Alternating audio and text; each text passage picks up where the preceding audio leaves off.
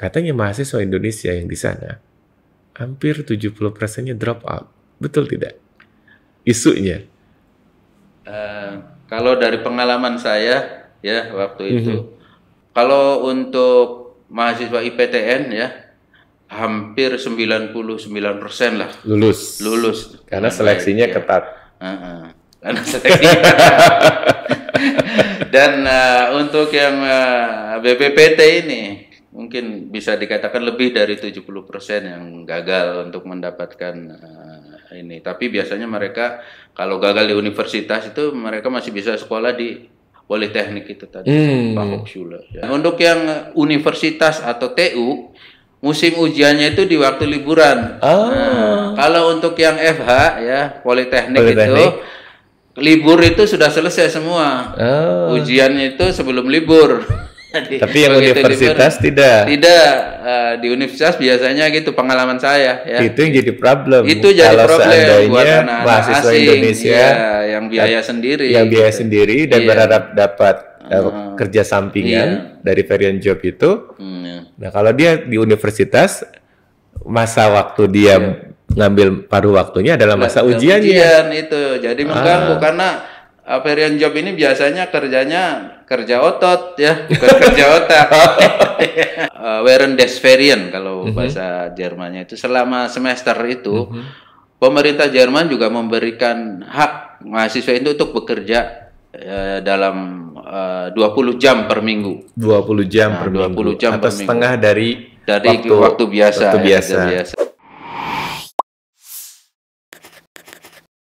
Bismillahirrahmanirrahim. Assalamualaikum warahmatullahi wabarakatuh. Waalaikumsalam. Pemirsa, terima kasih telah menonton channel inspirasi Story of Life Turning Point. Seperti biasa, channel Turning Point akan selalu menghadirkan tamu-tamu dengan kualifikasi ahli di bidangnya, antar generasi, dan lintas profesi. Dan yang menarik adalah tamu kita kali ini adalah seorang ahli di bidang mechanical engineering lulusan dari Jerman yang sekarang salah satu dari bidang bisnisnya adalah menjadi consulting untuk calon-calon mahasiswa yang akan belajar ke Jerman. Dan seperti kita ketahui bersama, pada bulan ini ada kasus yang cukup heboh terkait dengan variant job di Jerman, yaitu ada sekitar 1.000 orang mahasiswa Indonesia yang pergi untuk magang pada paruh waktu jeda liburan di Jerman, tetapi kemudian mereka merasa bahwa mereka bekerja tidak sesuai dengan kontrak yang dijanjikan. Dan sebagian dari mereka kemudian pulang ke Indonesia dengan menanggung beban biaya kuliah yang cukup besar. Baik, kali ini kita akan bertemu dengan tamu kita, Bapak Diplom Ing Abdurrahman Kasbullah, dengan tema Merajut Mimpi, Sekolah Gratis di Jerman. Assalamualaikum warahmatullahi wabarakatuh, Pak Ab. Iya, saya panggil Pak Ab.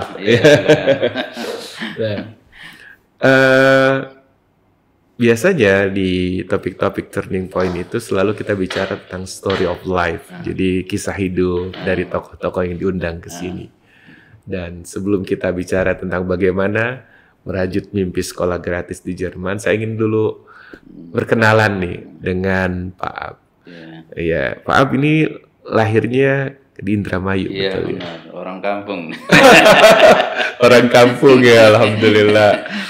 Orang kampung tapi otaknya bukan ngotak ya, karena tidak semua orang kota pintar, tapi otaknya berakademik. Iya, jadi gini, keluarga kami itu walaupun tinggal di kampung, kami punya apa ya istilahnya panutan.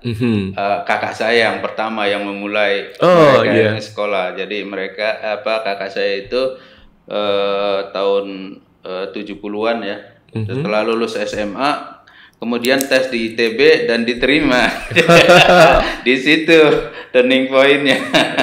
Sehingga bisa mengubah adik-adiknya untuk turut serta juga. Jadi ada kakak yang menginspirasi adik-adiknya ya, untuk bisa berprestasi. Gitu. Iya. Padahal jarang sekali lah, satu-satunya itu waktu itu dari Indramayu yang bisa masuk ITB, tembus ITB. Tembus, iya. Pak Ab kemudian menyusul masuk ITB ya, berapa tahun kemudian?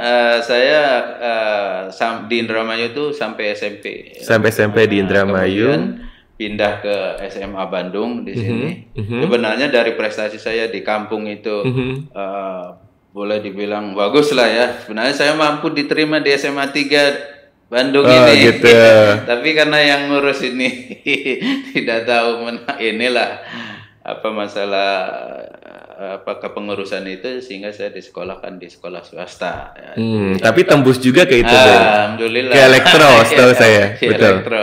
Ya, jadi Pak Ab tembus dari kampung, anak kampung, dengan inspirasi, modal inspirasi yang ditunjukkan oleh kakaknya yang bisa menembus ke ITB di tahun 70-an, dan masih sangat jarang orang dari istilah kampung Pak Ab bisa tembus ITB. Lalu Pak Ab mengumbara ke Bandung dan tembus juga ke elektro ITB. Tapi saya dengar tidak berlanjut ya di ITB-nya. Ya cuma sampai 1 tahun lah. 1 tahun pertama bersama itu. Di TPB lulus, saja. Ya, lulus TPB itu ada apa peluang untuk sekolah ke luar negeri ya. Itu tahun berapa Pak? Tahun berapa ya?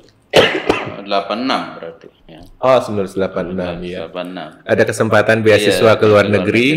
Dari, programnya Pak Habibie iya, dari IPTN, juga dari BPPT sebenarnya. Saya daftarnya ke IPTN. Oh, iya. Banyak juga teman-teman ITB saya yang ikut daftar ya. Tapi yang angkatan saya itu yang diterima itu cuma 5 orang. 5 orang. Dan itu cuma saya yang dari ITB yang diterima. Padahal yang lama dari ITB itu lumayan banyak lah, 10-an orang. Oh, alhamdulillah. Berarti termasuk orang kampung yang pinter ini. Udah tembus elektro ITB. Sekarang bisa juga tembus beasiswa ke Jerman ya di tahun 86. Jadi sebelum menyelesaikan pendidikan di ITB, Pak Ab keluar dari ITB. Jadi di posisinya baru 1 semester ya. Kemudian 2 semester. Oh, 2 semester. Jadi udah beres TPB ya. Udah lulus, udah punya ijazah TPB. Udah punya ijazah TPB. Jadi sah dianggap sebagai alumni sebetulnya kalau pakai ADRT, alumni ITB. Iya. Nah, setelah itu Pak Ab pergi ke Jerman. Jadi ngambil S1 di bidang apa di Jerman? Di bidang aerospace. Aerospace engineering. Jadi teknik penerbangan ya. Iya. Nah, kebetulan di sekolah saya tuh teknik penerbangan itu adanya di jurusan di departemen mechanical engineering. Iya.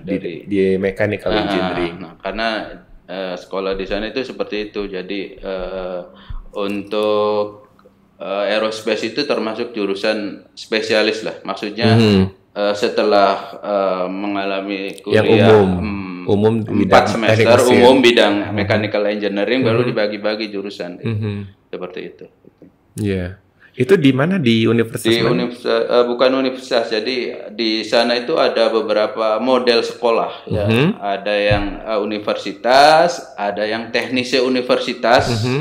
Terus ada yang namanya Fachhochschule. Fachhochschule itu semacam politeknik. Politeknik. Ya gitu.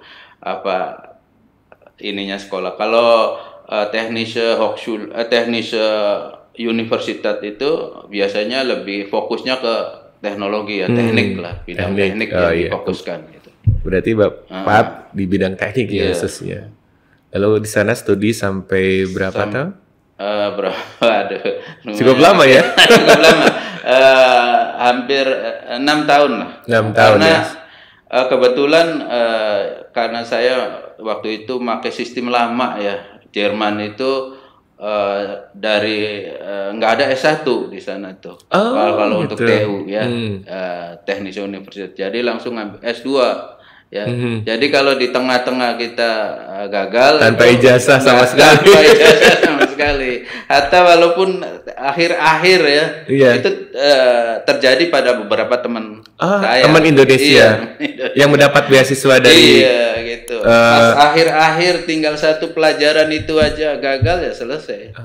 Dia nggak dapat diplomaing dari TU itu. Saya dengar memang di Jerman lumayan sadis ya tingkat orang DO atau drop out ya. Iya, sebenarnya Hampir 70% ada teknik, katanya. mereka memasang teknik-teknik supaya orang itu nggak kena DO gitu ya. Misalnya dalam 2 tahun pertama itu ya ada 2 mata kuliah yang boleh diambil 3 kali ulang dalam 2 tahun. dalam 2 tahun. Jadi untuk sebenarnya menghindari supaya orang tidak DO, tetapi tetap aja karena memang di sana itu ya cara belajarnya beda lah. Ya. Di sana itu inisiatif kita, tergantung kita bukan tergantung dosennya. Kalau dosen setiap saat siap, kitanya mau belajar atau enggak, nah ini di situ itunya. Jadi nantilah saya akan menggali lebih banyak lagi tentang ini. Iya. Nanti pertanyaannya. Jadi 6 tahun sekolah di bidang mechanical engineering, lalu kemudian lulus S2 kalau di standar Indonesia dapat gelar diplom ing gitu ya. Menarik gitu. Dan itu masih teknik ya. Iya. Jadi saya di sini di antara keahlian Pak Abi itu adalah di bidang fly by wire flight control system. Jadi mechanical engineering untuk bisa kontrol pesawat yang mungkin teknologi itu dipakai untuk waktu itu pesawat saya IPTN. ngambil jurusan spesialisasinya itu flight mechanic. Flight mechanic. Mekanika terbang. Jadi ke arah itu. Jadi untuk bidang kontrolnya termasuk juga di dalamnya. Sebenarnya ada yang lebih spesialis lagi untuk masalah bidang kontrolnya. Namanya di sana Flugregelung. Apa itu? Ya kayak kontrol terbang lah. Ada sebenarnya spesialis itu. Tapi saya bisa ikut, maksudnya bisa masuk ke area itu karena dari flight mechanic. Kan. Tidak harus ada hubungannya juga dengan seperti itu. Di sana Pak sempat ketemu almarhum Profesor B.J. Habibie. Iya, 2 kali kan Mas. 2 kali. Iya. Dalam kesempatan apa itu? Ada undangan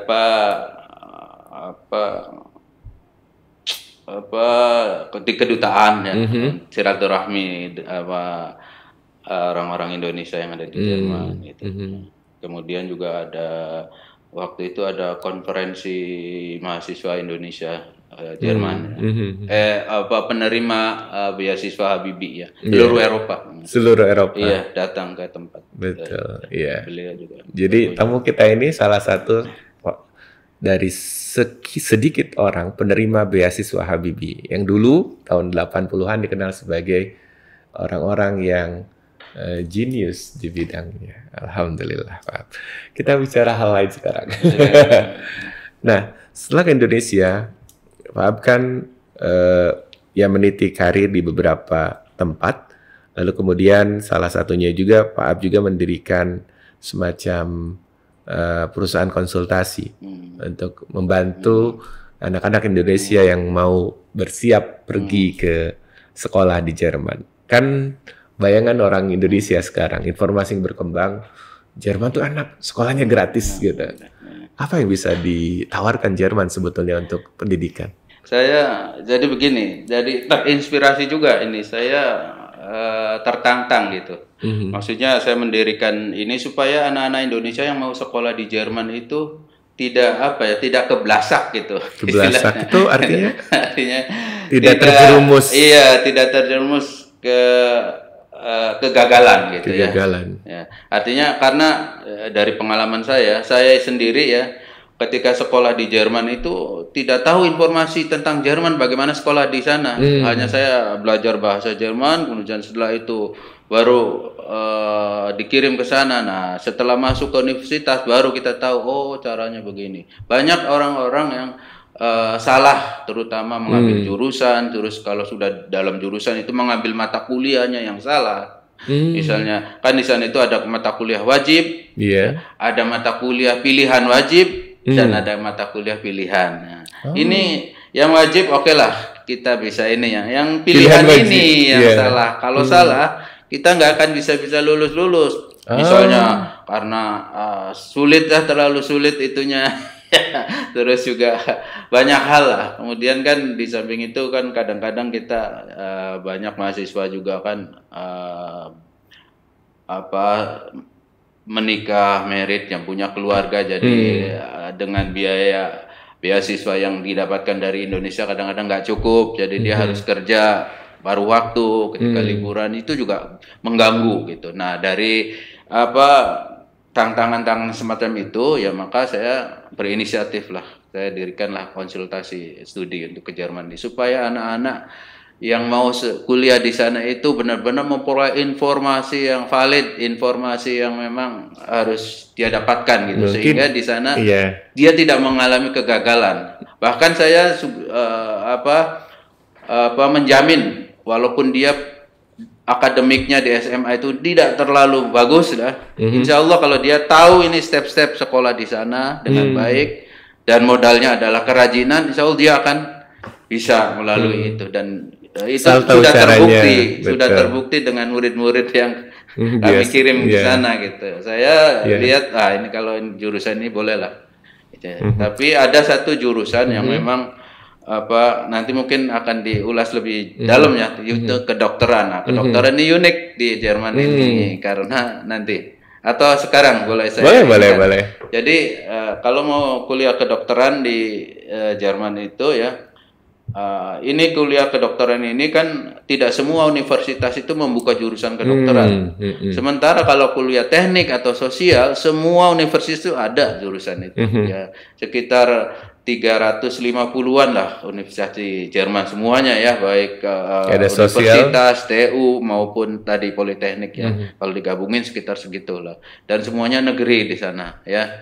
Nah, untuk jurusan kedokteran ini spesialnya apa? Karena dari 350-an itu paling 25-an. Oh, tidak banyak ya? Tidak banyak jurusan kedokteran. Makanya ada yang disebut dengan numerus clausus. Numerus clausus itu adalah ya ada penyaringan berdasarkan prestasi di sekolah gitu. Jadi, nah, kalau di Jerman kan anak SMA itu kelas 3 setelah ujian nasional ya, mereka itu berhak mendapatkan tiket untuk masuk ke perguruan tinggi manapun yang dia sukai. Nah, jadi setelah lulus udah nggak repot-repot harus tes lagi udah selesai mereka. Asal mereka suka. Asal mereka lulus dari ujian nasional itu selesai ya. Maksudnya selesai itu dia punya tiket untuk masuk ke universitas, mau melanjutkan sekolah atau enggak terserah, itu pilihan Berarti dia. Memang tidak semua orang lulus loh. Iya, tentu. Ya ada yang nggak lulus. Ada proses seleksi. Kalau nggak lulus ya ngulang gitu ujian nasional biasa kelas gitu. Ya seperti itu. Nah, untuk kedokteran itu makanya ada numerus clausus sehingga dia memerlukan prestasi akademik yang bagus. Ya, baik orang Jermannya sendiri maupun orang asing, termasuk anak Indonesia gitu ya. Nah, biasanya anak Indonesia yang itu rata-rata dulu pakai NEM ya istilahnya ya. NEM itu harus 9 ke atas. Nah, itu harus wajib itu. Soalnya kalau enggak agak sulit masuk ke sana. Untuk ya, fakultas kedokteran. Karena nilai yang dari Indonesia itu dikonversikan dengan nilai di sana. Plus nanti dia nilai sebelum masuk universitas itu ada yang namanya pra-universitas atau student college ya. Dan dia itu harus lulus dengan baik. Minimal 1,2 lah ya. Sementara nilai tertinggi kan 1 ya. Nah, 1,2 lah. Kemarin kebetulan nih ada anak dari SMA Al Maksum ya. Prestasinya bagus di sini, rata-rata raport dan ijazahnya 9,8 ya. Kemudian dikonversi di sana dapat nilai 1,3 ya. Nah, ternyata dia lulus di Stuttgart-nya juga atau pra-universitas itu 1,3. Untuk 1,3 itu nilai yang batas bawah lah, sulit tembus untuk sekolah kedokteran. Kemarin dia coba musim, kan biasanya kan universitas itu bukanya musim panas ya. Ada beberapa yang buka musim dingin juga, tapi nggak banyak ya. Dia ngelamar 2 universitas, tidak diterima semua. Karena nilainya 1,3. Tapi kalau dia prestasinya udah bagus. Kalau dia mengambil jurusan di luar kedokteran semua diterima. Semua diterima. Iya, nggak ada nilai itunya lah. kalau untuk jurusan yang lain ya. Iya. Nilai terendah itu di sana 4 ya. Ya, walaupun nilai pra-universitasnya lulus dengan nilai 4 itu dia bisa masuk. Kecuali kedokteran, bilang tadi. Oh, kebalik ya. Kalau kita kan IPK 4 lebih tinggi, kalau mereka dari bawah ke bawah. Jadi 1,3 tapi standar 1,2 nggak masuk 1,3. Menarik ini Pak Abdurrahman. Ada hal yang menarik sebetulnya yang kenapa saya tanyakan ini. Saya kan ini kayaknya enak banget judulnya. Merajut mimpi sekolah gratis di Jerman. Karena memang kayaknya Jerman tuh angin segar kan. Sekolahnya gratis. Jadi yang gratis di Jerman tuh apa sebetulnya? Betul sekolah itu gratis? Iya, gratis memang. Gratis dalam pengertian tidak ada tuition fee ya. Bebas. Tidak ada uang pangkal. Tidak ada sama sekali. Yang ada itu namanya semester Beitrag. Kalau istilah orang Jerman itu semester Beitrag itu iuran sumbangan per semester, tapi untuk kebutuhan mahasiswa itu sendiri. Dari kita bayar misalnya sekarang ini rate-nya antara 150 sampai 200 euro ya. Dulu waktu zaman saya 100 sampai 150 DM ya. Dulu masih Deutsche Mark zaman saya. Lebih murah. Nah, itu nanti dari bayar uang itu kita akan dapat tiket gratis. Naik tram ya, naik subway, naik bus dalam kota. Bahkan ada yang beberapa negara bagian, satu negara bagian gratis. Sebagai student dengan memegang kartu mahasiswa itu. Tapi itu belum termasuk biaya hidup. Belum, itu belum. Nanti setelah itu ini ya gratisnya seperti itu. Hanya masalahnya sekarang ini makin banyak orang pergi ke Jerman ya. Nah, kedutaan itu membatasi atau foreign affair-nya di sana itu ya, Kementerian Luar Negeri itu membatasi orang asing masuk. Dulu tahun 80-an wah itu surganya orang asing mudah masuk ke Jerman. Tapi sekarang ini setelah ada Schengen ya, mereka ini EU ya, Eropa Schengen ya, agak lebih sulit gitu. Ada persyaratan kalau mau kuliah, walaupun kuliahnya gratis, tapi persyaratan dia harus punya deposit setahun. Nah, gitu. Depositnya berapa itu? Deposit sekarang ini sekitar 11.000 euro ya. 11.000 euro berarti sekitar 180-an. 180 juta. Jadi ya, untuk biaya kuliah di sana. Iya, untuk deposit 1 tahun itu. Dan untuk biaya hidup juga pastinya. Untuk biaya dia sendiri. Nanti kalau sudah di sana diambilnya itu. Jadi dari sini ditransfer ke Bank Jerman ya. Kemudian kalau kita selesai ngurus visa dan di sana baru kita bisa ngambil uang itu yang kita transfer tadi ya. Sebesar 11.000 euro itu. Untuk hidup hitungan orang Jerman. Jadi uang itu nanti diambil kembali sama kita. Kembali ya, kembali. Uang milik kita sebenarnya itu ini, tapi ya kadang-kadang orang tua yang hanya bisanya membiayai anak per bulan tuh agak sulit kan untuk langsung 1 tahun gitu di depositokan ya gitu. Seperti itu. Oke. Nah, sekarang saya nanyakan yang ngeri-ngeri. Sebelum kita terlebih terstruktur bicara tentang persiapan sekolah gratis di Jerman itu. Jadi udah terkonfirmasi, yang gratis itu biaya sekolah. Tapi kalau biaya hidup tidak gratis, betul ya. Nah, saya ada kabar burung yang mungkin bisa konfirmasi juga dari Pak Abdurrahman. Katanya mahasiswa Indonesia yang di sana hampir 70%-nya drop out. Betul tidak? Isunya. Kalau dari pengalaman saya ya waktu itu pada waktu itu ada 2 ini. Jadi saya itu ada 2 geng lah istilahnya, ada grup ya. Grup satu itu grup beasiswa IPTN, satu lagi grup beasiswa BPPT, yang Risti, BPPT ya. BRIN sekarang. Ya dulu ya sekarang yang jadi BRIN itu. Nah memang dari pengalaman saya ya yang saya amati itu memang kalau untuk mahasiswa IPTN ya hampir 99% lah lulus karena seleksinya ketat. Karena seleksinya dan untuk yang BPPT ini mungkin bisa dikatakan lebih dari 70% yang gagal untuk mendapatkan ini. Tapi biasanya mereka kalau gagal di universitas itu mereka masih bisa sekolah di Politeknik itu tadi, Pak Hochschule. Ya. Nantinya mereka dapat gelar apa? Diplom? Diplom juga, diplom Ing, tapi dalam kurung FH. Dari Pak Hochschule. yang Politeknik. Politeknik. Tapi biasanya kalau udah sampai di Indonesia nggak dipakai lagi FH-nya. Jadi sama aja. Itu kebayang kan? Itu mahasiswa-mahasiswa dari IPTN, dari BPPT, itu kan orang-orang cerdas, terseleksi juga.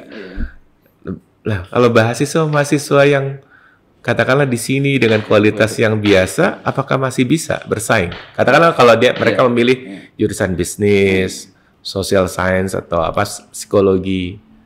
Ya itu pentingnya Pak Dedi, sebelum kita ke sana, kita itu harus benar-benar punya informasi tentang bagaimana studi di Jerman itu ya. Baik, persiapannya persiapannya, akademiknya maupun dari segi kultural juga ya penting. Juga ingat di sana itu 4 musim ya, tidak seenak aja kayak di Indonesia ya, pakai kaos satu itu aja selesai kan kemana-mana. Kalau di sana ya harus lihat musimnya gitu. Nah itu mungkin yang jadi persoalan di sana, banyaknya mahasiswa gagal itu juga di faktor bahasa.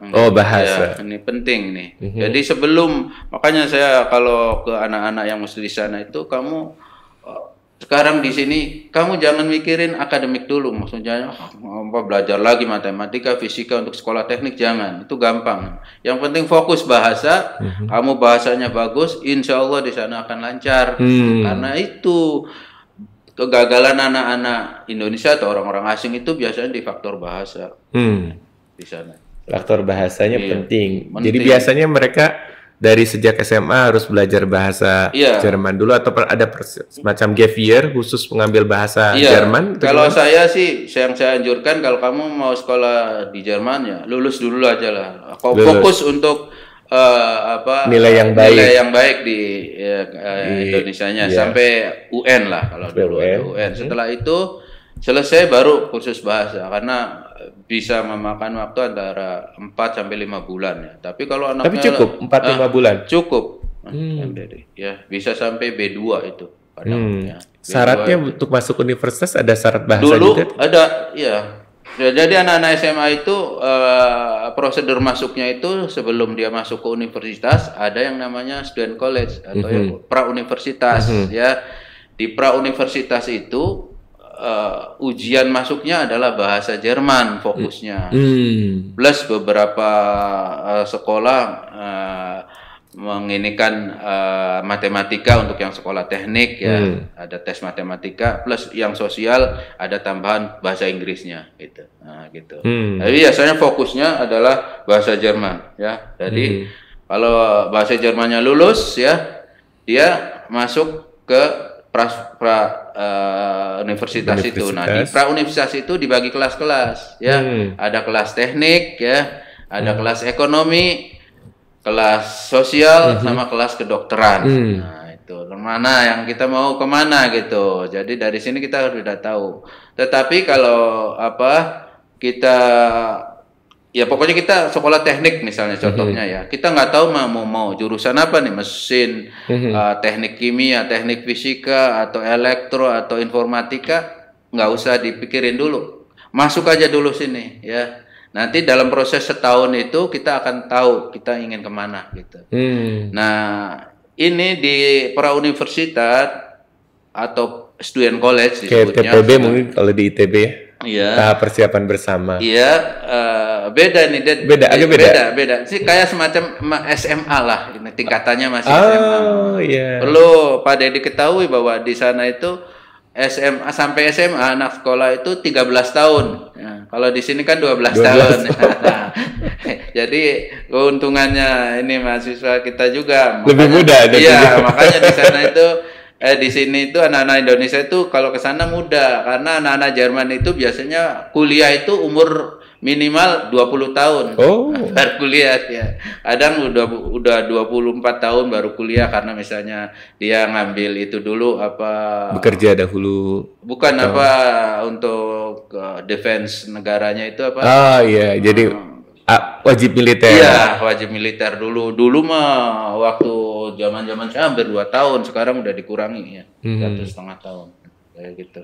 Nah, di sana itu Jadi fokusnya fokus bahasa dahulu. bahasa dulu. Kalau bahasa udah menguasai nih, Dad. Ya. Insya Pemahaman Allah- budaya juga penting. tapi Iya, kan nanti sana- dalam proses belajar bahasa itu ada apa pengenalan budaya, bagaimana hidup di sana, bagaimana musim dingin, bagaimana menghadapi musim panas, bagaimana musim semi, itu ada ini teknik-tekniknya yang nah ini kebiasaan anak Indonesia juga nih, kalau summer nih kan biasanya anak-anak Indonesia kan di sini kan belajar kan nanti malam kan. Iya. Nah, kalau di sana pas ujian musim summer ini belajar malam itu jam 10-an. Karena Jadi dia siangnya iya, lama. gitu. Nah, itu juga jadi faktor banyak hal lah. Kemudian apalagi yang disertai dengan itu apa dengan varian job gitu ya, kerja paruh waktu itu. Nah, kerja ini paruh yang waktu itu yang kerja di waktu pada saat liburan. nih. Jadi mengganggu sekolah. Karena mengganggu ujian. Untuk yang universitas atau TU, musim ujiannya itu di waktu liburan. Nah, kalau untuk yang FH ya, Politeknik itu libur itu sudah selesai semua. Ujiannya itu sebelum libur. Jadi, Tapi yang begitu universitas libur, tidak. Tidak, di universitas biasanya gitu pengalaman saya ya. Itu yang jadi problem. Itu jadi Kalau problem buat seandainya anak-anak mahasiswa asing, Indonesia iya, yang biaya sendiri. yang biaya gitu. sendiri dan Iya. berharap dapat kerja sampingan dari varian job itu. Iya. Nah, kalau dia di universitas, masa waktu dia ngambil paruh waktunya adalah masa ujiannya. Ujian itu jadi mengganggu karena varian job ini biasanya kerjanya kerja otot ya, bukan kerja otak. Itu yang jadi masalah di ini ya. Iya. Yang kemarin ada sekitar 1.100 orang mahasiswa Indonesia Iya. yang dari 30 universitas itu pergi untuk varian job. Iya. Ternyata berdasarkan pengakuan mereka tidak mendapatkan hak dari kontraknya, Iya. tapi malahan dalam tanda kutip Ya memang seperti itu. Kalau yang disebut varian job itu memang kerjanya kerja seperti itu. kerja otot, bukan kerja otak. Jadi makanya pentingnya harus mendapatkan informasi terlebih dahulu gitu ya sebelum kita kuliah apapun lah ke Jerman itu harus benar-benar kita mencari informasi dari googling boleh ya atau yang lebih baik itu daripada orang yang sudah punya pengalaman hidup di sana. Iya, betul. Dan studinya berhasil gitu. Nah itu yang menjadi contohnya. Iya, gitu. pentingnya itu. Pentingnya. Nah, ini kan tadi Pak bilang kalau untuk di Jerman kuliahnya gratis, tapi biaya hidup itu harus tersedia setidaknya 180 juta ya di awal yang nanti bisa dijadikan sebagai biaya hidup 1 tahun. Nah, sebagian besar mungkin sebagian mahasiswa Indonesia di sana kan terbiasa untuk ngambil paruh waktu juga supaya bisa membiayai hidup mereka seharian. Menurut Pak Ab, hal ini nggak ideal ya bagi apa tidak ada tersedia beasiswa di sana? Nah, ya ini sehingga mereka tidak harus bekerja Iya. varian job tadi. Iya, nah ini yang jadi problematik orang-orang asing juga ya, terutama orang-orang Indonesia. Memang untuk sekolah yang dari nol itu dari awal. Kalau sekarang sistemnya udah beda ya. Oke lah kita sebut yang mau ngambil S1 ya, tidak ada beasiswa ya bagi orang asing, kecuali bagi orang Jerman ada namanya BAföG ya. BAföG itu beasiswa yang diberikan untuk orang Jerman atau orang-orang yang keluarganya atau bapaknya bekerja di Jerman. Itu dapat itu. Itu pun istilahnya dia kalau udah selesai harus bayar. Utang dalam bentuk diutangkan sama student loan ya. Iya, student loan kayak semacam namanya BAföG ya. Nah, untuk orang Indonesia itu nggak bisa ya. agak sulit untuk mendapatkan beasiswa yang untuk level S1 gitu ya. Baru ke level S2. Level S2 banyak. Iya, banyak karena kan udah bisa melihat orang dari prestasinya gitu ya. Betul. Banyak lembaga-lembaga lembaga apa yang memberikan itu beasiswa ke semua orang lah, orang Jermannya maupun orang asing. Nah, sementara ini sepengamatan Pak mahasiswa-mahasiswa Indonesia S1 yang datang ke sana dengan katakanlah biaya yang terbatas, bagaimana mereka survive? Mereka itu tadi gali lubang tutup lubang. Jadi di sana itu ya itu namanya varian job itu. Jadi setelah kuliah ya biasanya kuliah kan ininya 6 bulan tapi waktu efektifnya itu sebenarnya 3 bulan aja ya. Setelah itu ujian nah itu dipakai anak-anak Indonesia itu ngambil kerja samping gitu ya.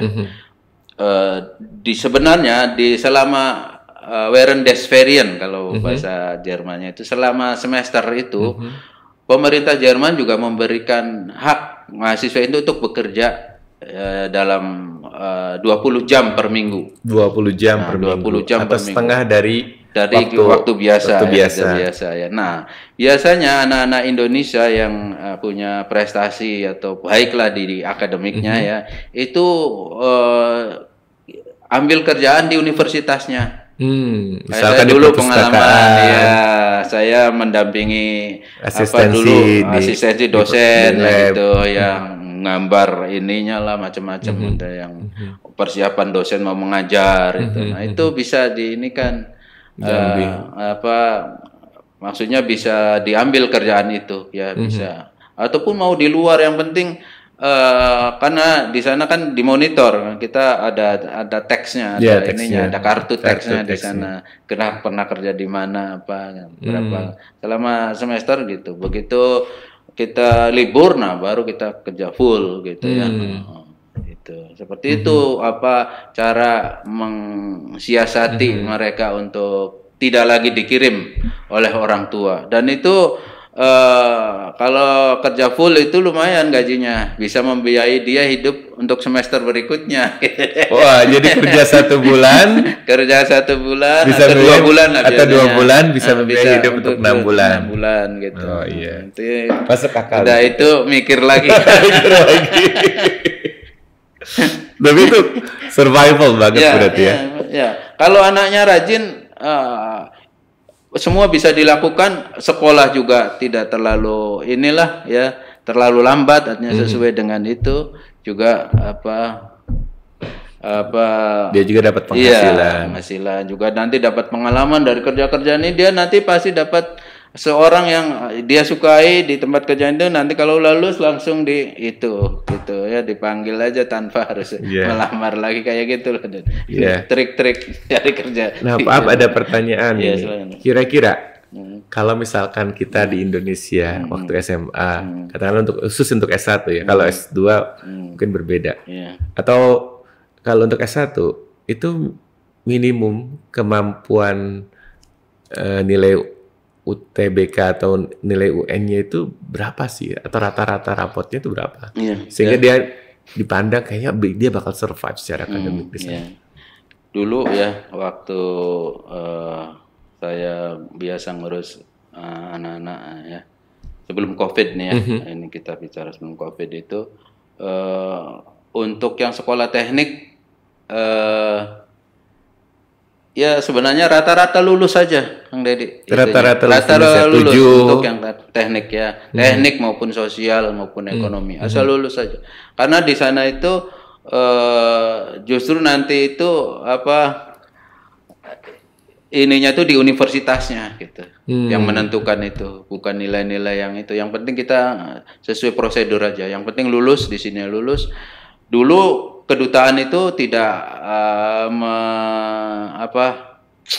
tidak memperhatikan lah nilai-nilai itu ya. Yang penting lulus orang akan. Nah, sekarang mungkin karena itu banyaknya ini yang drop out ya dari pengalaman itu, maka mereka membatasi itu. Kadang sekarang jadi nilai 7 lah gitu. Wah, nilai 7. Kira-kira rata-ratanya 7 gitu. Tapi itu bukan rata-rata 7 di Indonesia, makan rata-rata minimum gitu istilahnya ya. Masih bisa. Bahkan saya kadang-kadang berani memberangkatkan orang dengan prestasi di SMA-nya biasa-biasa aja. Ada success story-nya? Ada. Salah satu ini kita itu namanya Pak Fahmi ya di sana itu dia dari sekolah kebetulan prestasinya di sekolahnya nggak terlalu itulah, tapi ternyata di sana dengan kiat-kiat yang kita berikan ya mereka rajin mengikuti prosedur-prosedur yang sudah kita briefing dari sini ya. Nah, akhirnya dia lulus dengan baik ya, maksudnya diterima di tempat kerjaan yang wah kalau di sini itu ya. Coba sekarang di BMW ya. Sekarang udah jadi manajernya BMW, di salah satu manajer BMW-nya. Oh, alhamdulillah di sana. Bidangnya di bidang engineering atau di bidang apa ya, kayak TI ya. Teknik industri ya, ya, lebih ke bisnisnya juga. Sampai dia pernah dikirim ke Cina juga. Jadi beliau itu sebenarnya secara akademik prestasi awalnya tidak terlalu kurang. Ya. Tapi karena kerajinan, dan taat prosedur dan kemauan keras. Ya, pokoknya itulah. Jangan terlalu manja di sana ya. Karena kita hidup sendiri, nggak ada orang lain memperhatikan kita. Kita mau jadi apapun bisa itu terjadi gitu kalau di sana ya. Karena alternatif banyak ya. Nah, sekarang ini kan dulu sistem pendidikan angkatan saya itu kan angkatan lama ya. Tidak ada S1 waktu itu kan, seperti yang saya bilang ya. Orang dari nol harus ngambil master gitu ya. Nah, sekarang ini karena globalisasi ya, Jerman juga sudah mau membuka diri ya bahwa lulusan-lulusannya juga diperlukan oleh negara lain ya. Dan anak-anak yang lulus dari sana juga ingin bekerja di negara-negara lain juga, maka dia membuka opsi ini. Jadi sekarang di universitas itu di level-level ya, ada level bachelor sama level master, nah gitu.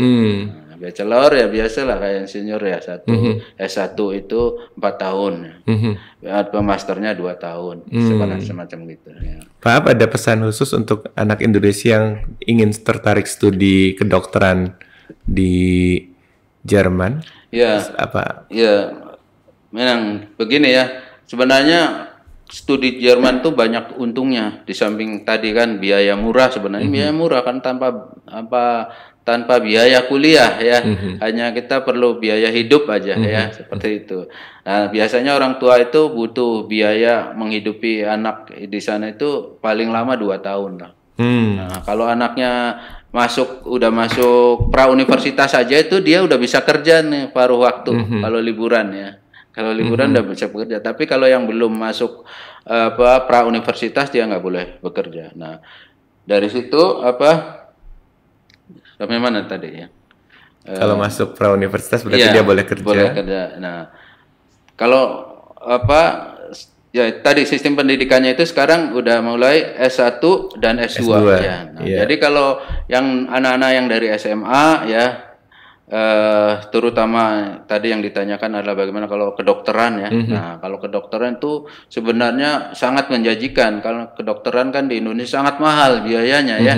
Yang walaupun negeri juga kadang ratusan juta ini. Betul. Sementara di Jerman itu hak kelas kedokteran tuh gratis, bayar gitu. Saya sendiri pernah punya pengalaman di Amerika ya. Kalau di Amerika itu kedokteran gigi yang paling mahal dari di sini mungkin Pak Deddy tahu juga ya, hampir miliaran ya biayanya per tahun. Nah, di Jerman itu kedokteran umum, kedokteran gigi ya, untuk yang S1-nya itu semuanya gratis. Hanya sekarang ini karena jumlah fakultas kedokteran itu tidak banyak ya, sekitar 20. Sangat kompetitif 25, berarti ya. Jadi dibatasi masuknya itu hanya untuk orang-orang yang berprestasi ya. Jadi anak-anak Indonesia yang kalau mau mengambil fakultas kedokteran di Jerman ya minimal kalau saya rata-rata rapot maupun ijazahnya itu 9 ke atas kalau bisa ya. Nanti kalau soalnya ini nilainya akan dikonversi untuk hanya khusus untuk kedokteran. Kalau jurusan lain nggak ada konversi nilai dari Indonesia. Ya. Kalau untuk kedokteran ada ya. Nah, dan setidaknya menyelesaikan sampai level spesialis. Iya, dan terus juga persyaratan bahasanya juga levelnya lumayan tinggi kan, karena ini menyangkut nyawa kan. Betul, bahaya. Iya. Kalau untuk teknik ya masih di bawah kedokteran lah level bahasanya ya seperti itu. Nah, terus kalau udah ini walaupun di sana kita udah masuk ke kelas kedokterannya di prauniversitas itu belum tentu kita itu akan diterima, belum otomatis ya. Nah nanti nilainya itu diusahakan harus 1 gitu. Ini nilai terbaik, dia harus 1 minimal 1,2 itu. Soalnya dari pengalaman 1,3 itu sulit lulus, tapi saya insya Allah akan mengarahkan nanti ke kuliah kedokteran yang ke kota kecil lah. Biasanya tidak banyak diminati gitu ya. Mungkin insya Allah semester depan dia akan masuk ke murid saya itu. Nah itu ya. Jadi kalau untuk kedokteran seperti itu ya karena jumlah fakultas kedokteran sedikit ya maka ada pembatasan namanya numerus clausus itu berlaku juga untuk orang asing maupun orang Jermannya. Atau orang asing juga dipresentasi kalau nggak salah dari setiap fakultas itu cuma 10% orang asingnya. Tapi lumayan banyak orang 10% itu. Kalau dia nerimanya 200 kan ya 20-an orang. Nah ini itu dari pengalaman saya juga biasanya yang ngambil fakultas kedokteran itu ya orang-orang Syria ya, banyak dari Syria, dari Persia, dari Iran ya. Nah, itu saingan kita nanti di sana. Itu. Betul. Iya, Pak Ab, gitu. Terakhir nih. Ya, ada pesan-pesan nggak bagi pemirsa podcast kita? Kalau seandainya mereka punya cita-cita, setidaknya masuk S1 di Jerman atau S2 di Jerman, sebaiknya apa yang dilakukan? Termasuk juga kepada orang tua yang punya harapan, katakanlah, menyekolahkan anak-anak mereka ke Eropa dengan biaya yang lebih murah dibandingkan negara Eropa lainnya. Ya, ini untuk semua aja ya, baik orang tua maupun mahasiswanya itu sendiri. Jadi persiapan kalau kita mau kuliah di Jerman itu ya pertama kita harus tahu lah sistem, terutama sistem sekolah di sana juga kehidupan di sana ya. Pokoknya harus benar-benar kita harus tahu informasi sedetil-detilnya agar kita tidak ditipu oleh orang lah. Kemudian sebaiknya kalau untuk kuliah di sana itu ada semacam guide ya, yang mengguide dia untuk supaya dia bisa tembus di sekolah itu, yaitu ya perlunya konsultan ini untuk sekolah di sana ya. Karena kalau tanpa itu kita akan sulit mendapatkan visa lama.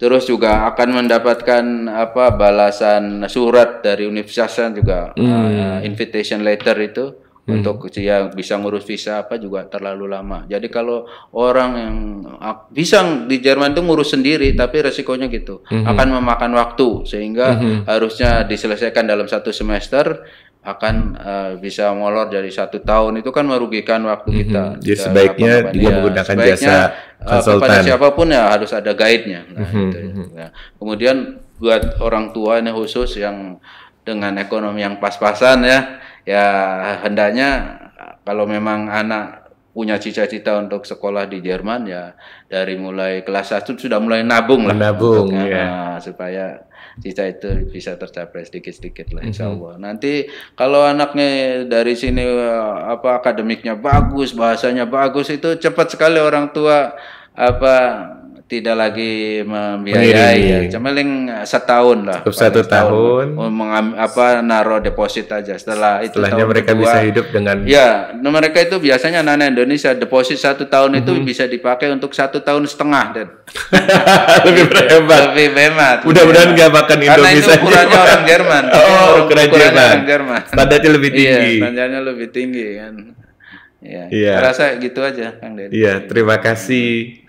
Pak Ab, pemirsa, tamu kita kali ini membuka ruang cakrawala bagi kita. Seandainya Bapak dan Ibu atau rekan-rekan semua berkeinginan untuk sekolah di Jerman, banyak informasi yang bisa kita dapat dari podcast kita kali ini. Tapi sekali lagi, dari mimpi manis yang tadi kita sudah petakan dengan sekolah gratis di Jerman, ada beberapa konsekuensi logis yang harus kita lakukan. Karena tidak mudah sekolah di negeri orang dengan nilai kompetensi yang tinggi. Sekali lagi, dalam banyak hal, dalam semua tantangan hidup, perlu kegigihan. Ya, terima kasih Pak Ab atas Story of Life hari ini. Terima kasih undangannya juga. Assalamualaikum. Mudah-mudahan bisa memberi pencerahan lah pada Amin, orang tua maupun kepada mahasiswa yang berkeinginan sekolah di Jerman. Assalamualaikum warahmatullahi wabarakatuh. Waalaikumsalam.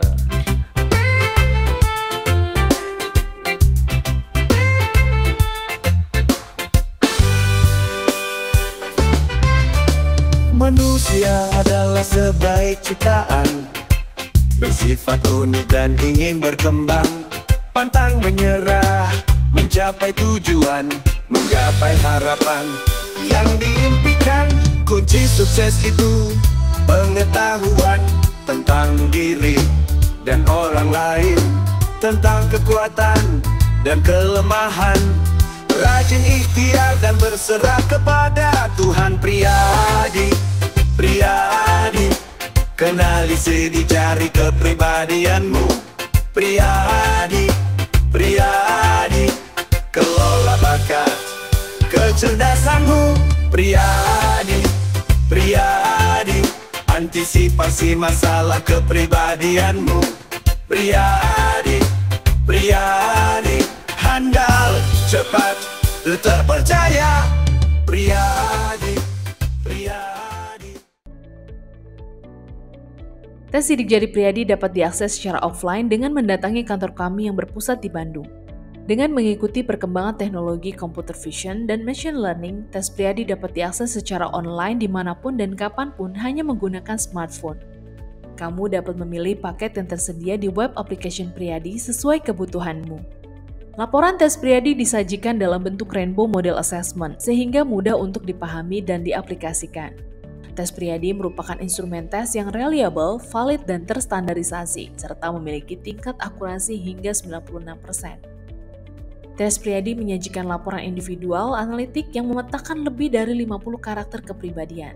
Saat ini, Priyadi merupakan satu-satunya instrumen tes yang mampu menyajikan laporan kelompok dalam grup dynamic analysis, sehingga dapat terlihat perbedaan masing-masing individu serta potensi kelompok secara menyeluruh. Priyadi memberikan pendampingan berupa konsultasi bersama konselor yang telah tersertifikasi dengan pengalaman serta pengetahuan di bidang psikologi, siap membantu Anda memberikan arahan serta solusi. Priyadi telah bekerja sama dengan berbagai instansi pemerintahan, perusahaan multinasional, korporasi, dan instansi pendidikan di berbagai daerah di Indonesia. Priyadi, your best partner to find your best version.